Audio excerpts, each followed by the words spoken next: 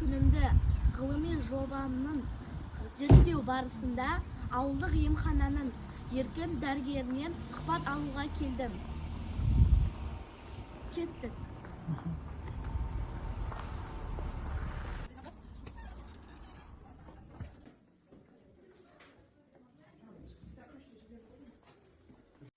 Саламатсыз ба, ағай?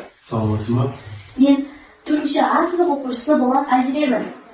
Мен ғылыми жоба қорғағалы жүредім. Қандай тақырыпта ғылыми жоба қорғап жүрсің?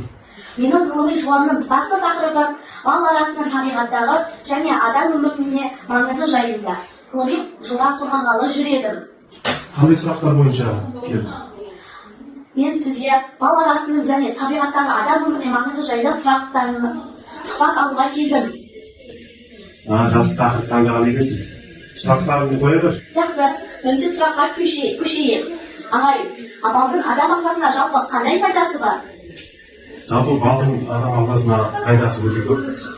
Оны бірінші қасиеті адам ағзасында терінің антиоксидант, яғни терінің жақсы қалыптасуына, терінің жас болып тұруына жақсы әсер етеді. Және де екінші қасиеті бұл метаболизм қасиеті. Балдың жалпы метаболизм қасиетін жақсартуға жақсы әсері бар. Яғни ас қорыту жүйесіне әсер ету арқылы адамның ағықтауына, артық майларды ыдыратуға жақсы көмектеседі. Үшінші қасиеті бұл қандағы холестериннің деңгейін төмендетуге, оларды ыдыратуға көмегі зор. Төртінші қасиеті бұл жаңағы тамырлардың, адам ағзасындағы тамырлардың сау тамырлар, яғни балдың құрамына кіретін антиоксиданттар бұл тамырлардың серпімділігін жақсартады. Қан айналым жүйесіне жақсы әсерін береді. Жақсы, рахмет. Енді келесі сұрағымызға көшейік. Мен мына нәрсені білгім келеді. Суық тию немесе жөтел кезінде балдың қандай пайдасы бар?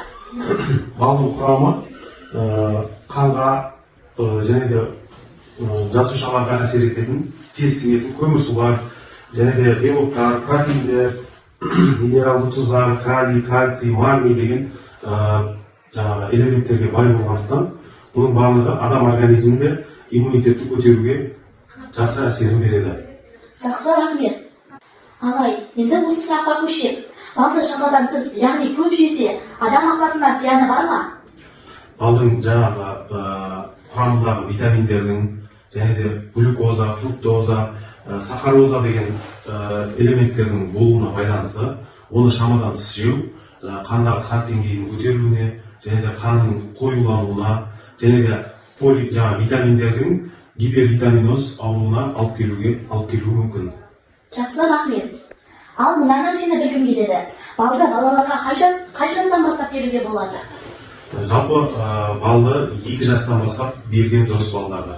Өйткені ас қорыту жүйесінің ерекшеліктеріне байланысты, метаболизм процесіне байланысты 2 жасқа дейін берудің қажеті жоқ. Жақсы, рахмет. Мен бал туралы құнды ақпараттарды білдім. Көптеген ақпараттарды айттыңыз. Сол себепті сізге үлкен рахмет. Жақсы, рахмет Айзере, саған да сәттілік тілеймін. Жақсы, сау болыңыз. Жақсы.